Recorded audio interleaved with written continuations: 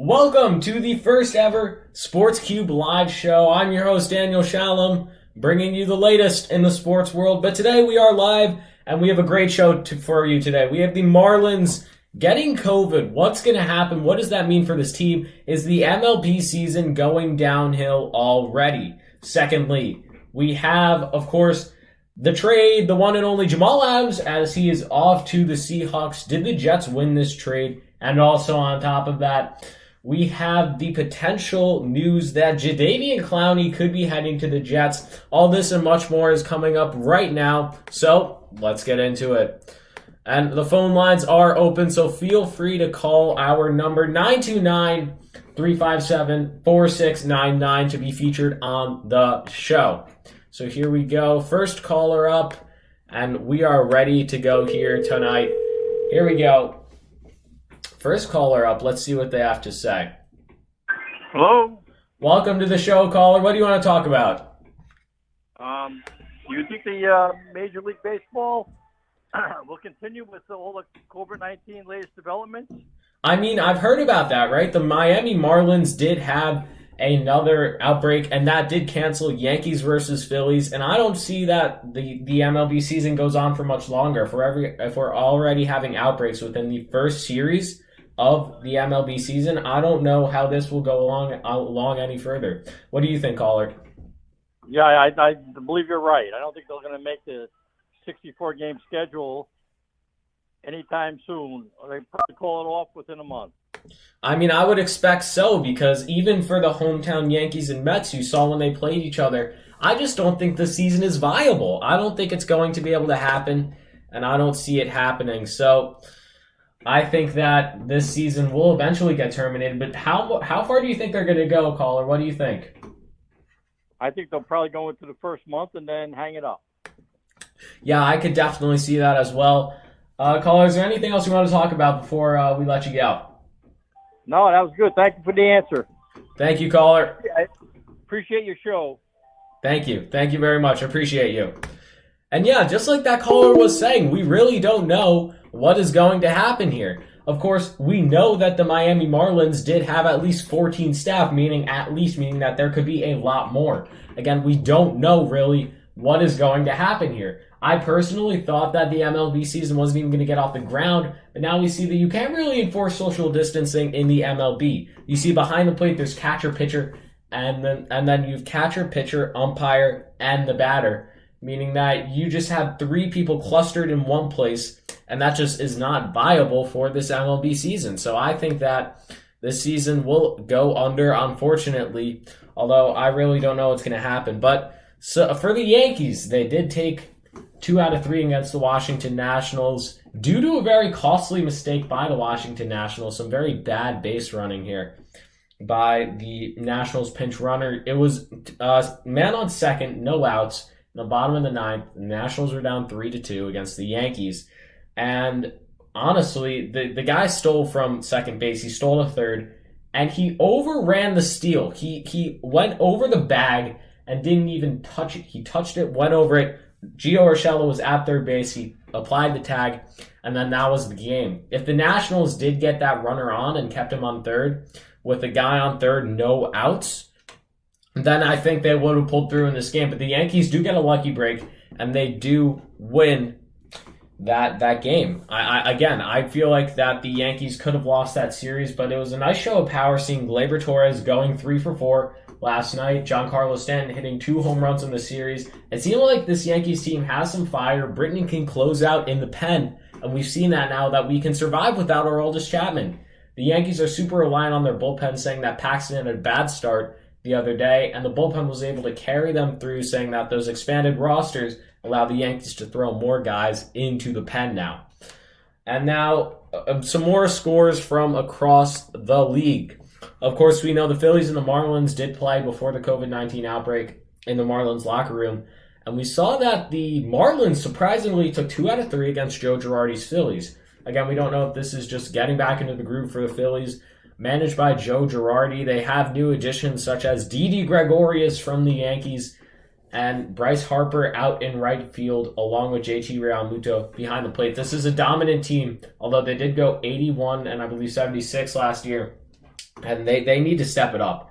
If you're getting beaten by the Marlins 2 out of 3, who were a 300 team last year, you need to step it up. I don't know what Joe Girardi has going on in his locker room, but it needs to change, and it needs to change soon. As for some other teams around the league, the Astros did lose to the Mariners surprisingly yesterday. We did not see this one coming. Of course, the Mariners are very, very bad, and I just don't see that they're gonna make the playoffs this year. Of course, it is a shortened season; anything can happen, but I just don't see it. And now some games in action right now. We have Blue Jays versus Nationals. Blue Jays on top 4-1. Nationals not seeming to be able to get off that loss. As for the Blue Jays, it is a complicated situation from the Blue Jays here, as they are, of course, going to Buffalo for their home for their season. And honestly, Toronto didn't want anyone coming in, and I don't blame them. They had to keep going, and they couldn't let anybody in because that's just going to spread COVID. And I totally agree with them not to let anybody in. And it was just a smart move by them. And I think that this will bring a little bit more exposure to Buffalo. Right now, they have the Sabres there. They also have the Buffalo Bills. And I think that we could see this team permanently, possibly, go into Buffalo for the entire year next year. The Blue Jays are a solid team. They're a young team. They have a solid foundation led by Bo Bichette, Yurdy Scoriel, and Cavan Biggio, who is Craig Biggio and also Dante Bichette's sons. And I think that this team is going to be a powerhouse team, but the Tampa Bay Rays are going to get there first. The Rays led by their dominant pitchers like Charlie Morton, Tyler Glasnow, and these guys just don't stop. They're unbeatable, and they almost actually took down the Astros last year in the ALDS, going 3-2 to a Game 5 in Houston. And speaking of the playoffs as well, there's a lot to tackle there. The playoffs now got expanded from 8 teams to 16 teams across the board, meaning that, let's say, for example, the AL East now, 2 top teams in the AL East, for example, the Yankees and the Red Sox, would make it across the board. You go AL Central, Indians, Twins make it, and in the AL West, you have Angels, Astros make it. And then the top 2 teams remaining would be the designated wild cards, meaning that they would be the 8 and 7 seeds. So just say there you get the Oakland A's and the Detroit Tigers, for example. Those would be the teams, and this is shocking because we've never seen this before, and I feel like it kind of takes that effect of the pressure off of these guys, but in a sense puts on more pressure, because teams like the Marlins and the Tigers and the Orioles can now go out and get into the playoffs where they wouldn't be able to before. And I think that management is really going to push, and they're going to want to make it.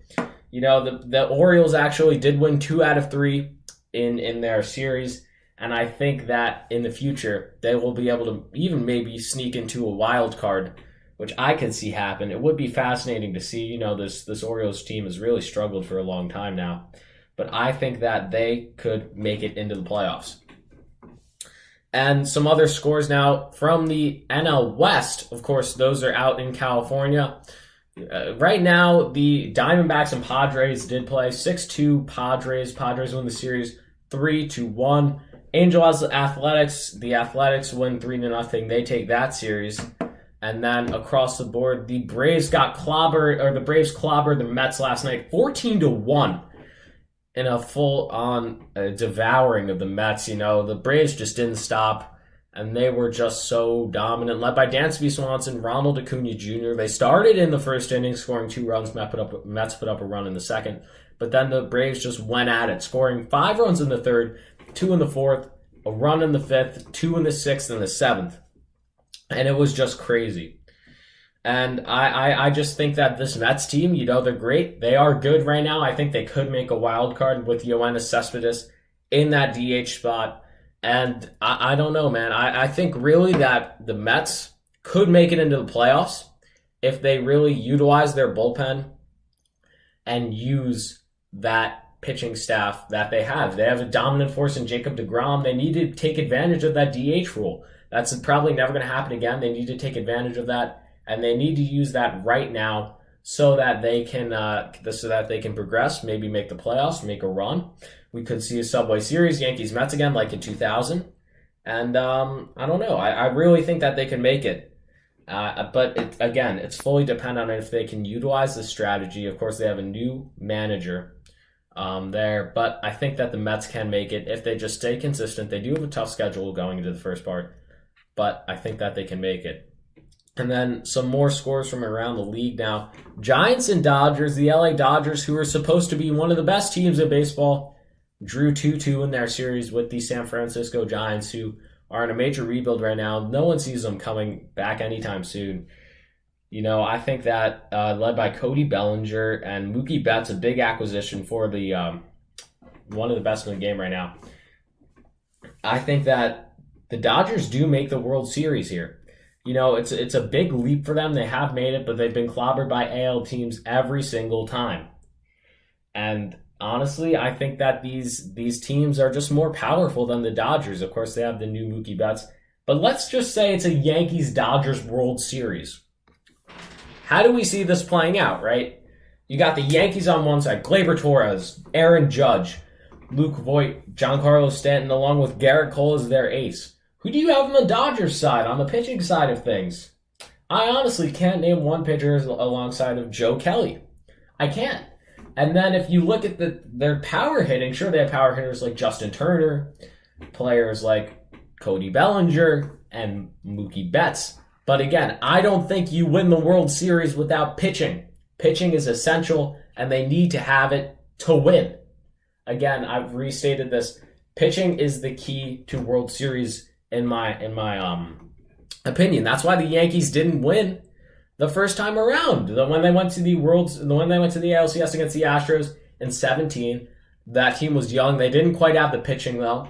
They made it all the way to Game 7, and I'm not sure why Joe Girardi got fired. I don't think he had a great relationship with the players at that time, but you can't really leave that. You got to leave that alone. But as for when they went back in 19 last year, they made it to Game 6. And the reason they came up short is because they had to pitch their bullpen in Game 6. And it was really tough for them to succeed. And I don't think that they succeed. That's why they go sign Garrett Cole and get him into the Yankees uniform. They didn't have the pitching. They had Masahiro Tanaka, Luis Severino, who was always injured, and the Yankees are prone to injury. So I don't see how they make it again without pitching, and they got the pitching. And that's all for teams across the league, too, like the Oakland A's. They get knocked out in the wild card because they don't have the pitching. Again, no World Series without the pitching. But I want to transition now to the trade. The New York Jets traded away their best player. You heard me right. Their star player, safety Jamal Adams, to the Seattle Seahawks. Now you might be wondering to yourself, why would they trade away their best player? And I'll tell you why. Jamal Adams was a toxic force inside of the Jets community. He kept emphasizing and hating on management and could never really focus on the team and kept trashing them. And the Jets knew what they had to do. They had to trade him away, and they got the best value possible for this guy. Seattle, in return, gave them 2 first-round picks, which is a bargain and a great win for the Jets here for Jamal Adams. They get a first-round pick in 2021, this upcoming draft, and another one in 2022, along with a third-round pick in 2022, with another safety, Bradley McDougald, coming across the country to New York. Now, I think the Jets definitely won this trade, saying that Jamal, while he is one of the best safeties in the league, it's going to hurt a little bit. But how much hope can you really have as a Jets fan right now? You trade away your star player, and you gotta hope Joe Douglas is going to do something with these draft picks. Otherwise, you're in a pit of despair and hope that you're never going to get out of. You gotta hope that you really get there, and you got to win. Now, as for the Jets, I think they do win this trade. Joe Douglas has done a great job, drafting Mekhi Becton first-round offensive lineman, and he needed it. The Jets have been getting trashed for their O-line over the years. Sam Darnold is seeing literal ghosts last year, and they stepped it up big time. Now, again, I think that the Jets win this trade, no doubt. They got a first-round pick, 2 first-round picks, and a strong draft class coming up. And they need to improve their wide receiver base for Sam Darnold for him to be able to succeed. And as I was saying before, too, Jadeveon Clowney, actually, there's a rumor going around that he might want to come to the New York Jets after his teammate Bradley McDougald got traded over to the Jets. He FaceTimed Clowney, who's the defensive tackle, one of the best in the league, top 3. And Clowney wanted to come over to the Jets. He said, let's make it happen. He is a free agent. He's allowed to be signed. He's no longer with Seattle. He's a free agent. No clauses on him. And I think that he will benefit this Jets team, their defensive line, so much. And I think this will help them in the future. You know, the Jets, they do have an okay offense. Sam Darnold was a great pickup for them. He's the franchise QB. But they need to build pieces around him, and that starts with the O-line and allowing Le'Veon Bell, their star running back, to run and have holes to run and be able to switch it outside. And this team is just, it's a good team. They're in a loop. They haven't been to the Super Bowl since Super Bowl III, but they made it to the championship, the AFC championship, you know, versus the Steelers, the Mark Sanchez dynasty. But again, I still don't see this Jets team making it They don't make it. They're not getting anywhere. They're going to be in this endless loop of 8-8 forever. If they don't improve the offense, they traded away Jamal Adams. It's going to hurt them this year. They're not going to have much of a defense, I don't think. They're not going to have much of a defense, and they're just going to need to improve internally. They're going to need to improve internally. And honestly, we don't even know if there's going to be an NFL season this year. We don't really know because COVID is ravaging the MLB. We've seen that within the first series of the MLB. There's COVID. How do we expect there to not be any COVID in the NFL? We don't know. And that's the worst thing about COVID. You don't know what's going to happen. That's just a terrible thing. And we don't know. I really hope there's sports. Of course, up in the NHL, the bubble is starting. There will be playoff hockey on August 1st. We got to hope that is soon. But as for right now, and we have a caller coming in. Let's see who it is. What's up, caller? Hello. I have a question. Yeah, what do you want to talk about, caller? How do you think the NFL is going to prevent COVID from spreading throughout the franchises? You know, we've seen this around the league. There's been talk about the Oakley face masks, but I don't think it's going to prevent the coronavirus. We've seen this. Everyone has to be masked up, but football is just different than baseball, hockey, and NBA where you can enforce a bubble. Here, there's so many players. There's 52 players per team. And also, there's just no chance to breathe. How are they going to breathe on the field if they're masked up? I don't see it happening, caller. I don't think it's going to happen. What are your thoughts? Exactly. You see the face masks that Oakley made, and J.J. Watt tweeted, the person who made these obviously has never played football in Texas. There's no way anyone's going to be able to breathe in them. They probably threw it on some factory worker, had him run a few laps here and there, and he said he was fine, so they probably said, oh, this face mask works. Now I think there's no chance for anyone to wear it. So, caller, do you think that there will be no NFL season then? Do you think it will be canceled? I think it's going to get canceled a weekend, 2 weeks in. Just like the MLB. We were talking about this before. Do you think the MLB will be axed as well? Yeah. Crazy world. No caller, what are your thoughts, though, on this Jets Jamal Adams trade? I actually disagree with what you were saying before. I think the Jets completely lost this trade. Even though he said he was requesting a trade a lot, the Jets should have kept him. They have to persevere through whatever he's saying. And he is the best player on their team. I agree with you, caller, but how can you do that saying that this guy is creating a toxic locker room? How do you think a team can succeed saying that all this is happening? How is that team supposed to be able to function when their star players bashing this team over and over again on social media? Well, they gotta get their PR team to start standing up for themselves. There's got to be a way to silence him. Whether it's giving him more money or anything like that. I know they're already paying him a lot, but yeah. I mean, he's still on his rookie deal. Do you think Seattle goes to a Super Bowl because of this? Well, they were close last season, and I don't think so, not yet this year. But I think it could definitely help them in the future. All right, caller, thanks for being with us. But one last thing before you leave. This Jadeveon Clowney rumor, do you think that Jadeveon Clowney goes to the New York Jets? No. He's a free agent. I don't see why not. He expressed that he may want to go. I mean, I guess there's a need for him in New York. New York is the biggest media market in the world, maybe LA, but I think players have a hard time dealing with that, especially what we were talking about before with Jamal Adams. And it takes a strong desire to want to play in New York. And if he expressed that he want to, I think it could happen. But otherwise, I think, yes, there's a need for him on the Jets. I don't see him fitting well on the Jets with their play style. Do you think that Le'Veon Bell will have an advantage this year, saying the Jets upgraded their offensive line? Yeah, of course. All right, caller, thanks for being with us. Back to the show. Yep. And I agree somewhat with that, with what that caller was saying. But again, I don't see the Jets team, I don't see them being successful, saying that they have a toxic guy in the locker room who won't shut up and stop bashing the team. Again, I heard that GM Joe Douglas didn't talk to Jamal Adams for about 5 months, but still, I think that you have to trade away a toxic player like that. They have 2 great draft picks now, and they're going to have 2 in the next 2 years.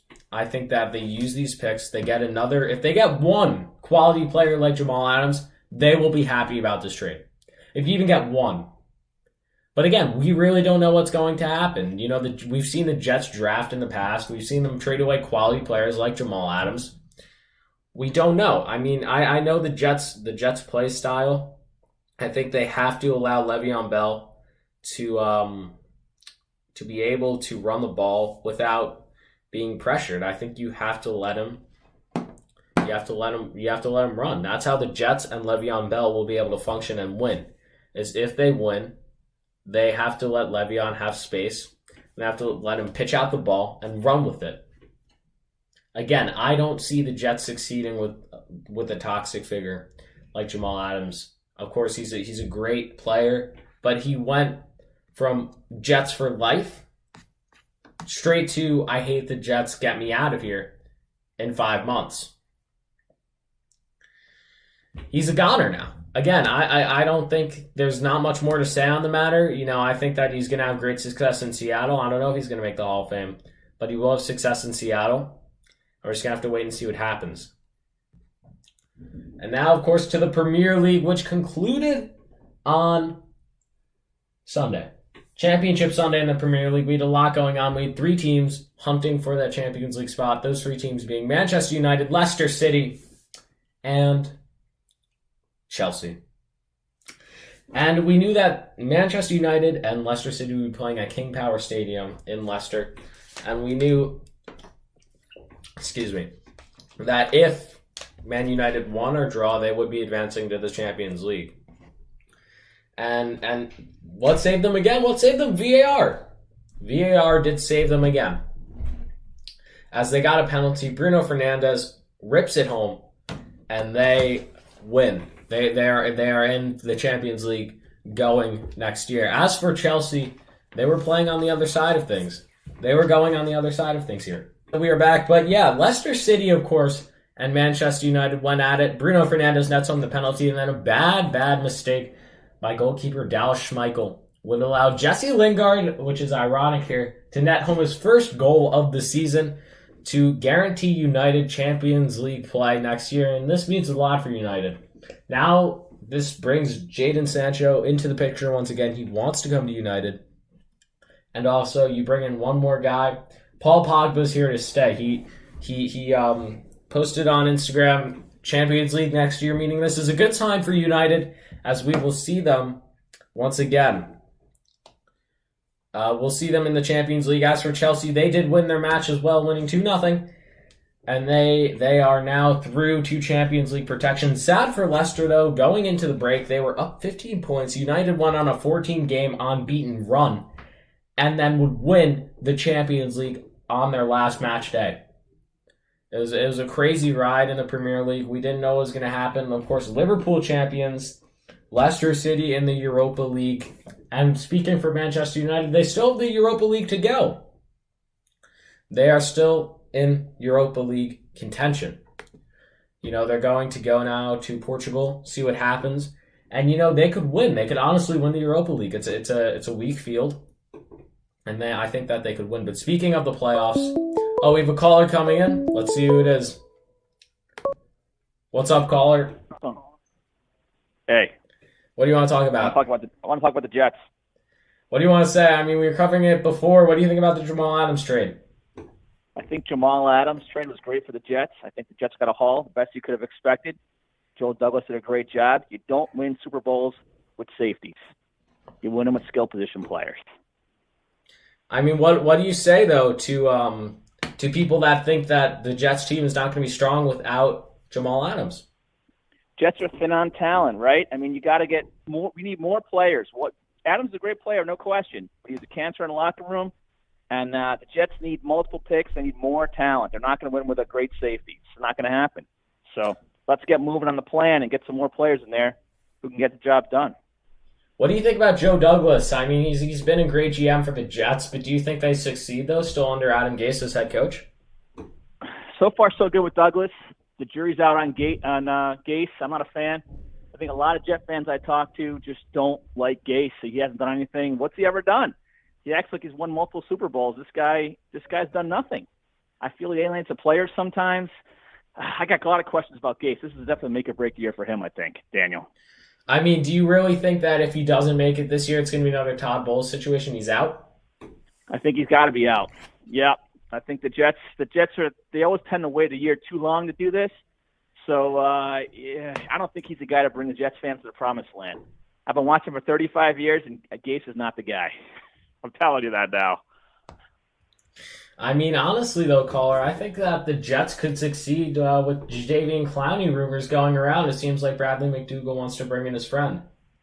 Yeah, I know. Just flashy move with the Jets, I mean, yeah, that could work, I guess. I mean, he's talented. I mean, I think Douglas has had the right idea. Build it from the offensive line out. Don't get dazzled by the latest thing out there, the old Brett Favre thing with the Jets. Just stay on the plan. Stick to the plan. Build it from the line out, and we'll get there. That's how the great teams do it. Does Le'Veon Bell succeed this year? Le'Veon Bell is the man. I have high hopes. I think he's a pro. They got to use him right. I think Gase cost him a lot of yards last year with his usage patterns. But use him right. I think the guy's still one of the top 3 backs in the league. And then what would you say, now transitioning to baseball, do you think that the whole baseball campaign goes down, saying that the Yankees are now stuck in Philly and the Marlins had COVID? Yeah, I think it's questionable. I'm kind of worried about it. I mean, I wasn't thinking that before. I thought once they got running, they'd be okay. But if you got games being canceled, I heard something today that said they only have like 6 days to make these games up. So if you're talking multiple weeks here, and what are you going to do? Put a AAA roster out for some of these teams? I mean, that's going to be a questionable product. So I'm kind of concerned. 50-50, I think, Daniel.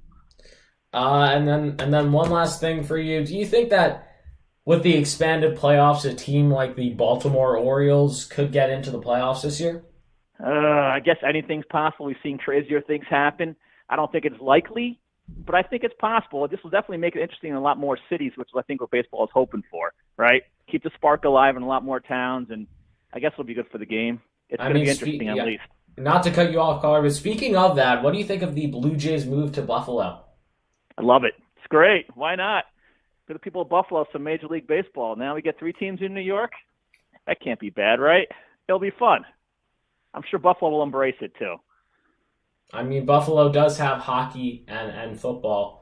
And it's a Major League town. It is a Major League town. We are going to have to see what happens. But do you think that the NFL season gets off the ground this upcoming year? Yes. There's a lot of money to be made. I haven't heard of many players squawking about being worried about playing or not. I think the players are going to drive it. So I think if you have a lot of players, momentum starts building, and they start dropping out, it could be a problem. But, a lot of people want to see the NFL. That's the big one of the big 4. So I think if they can, they're going to do it. Yeah, I could see that happening for sure, caller. Anything you want to say before we wrap it up here? That's it. Great show, Daniel. Keep it going. Thank you, caller. And you heard it here. That about does it for tonight's show. We appreciate all of our callers. We can't wait to hear you, all of you in the future, as we'll be doing this once to twice a week. It's really fun to go live with all of you and make sure to see our episodes. They come out every Monday and Thursday. And of course, till the next stream, peace out.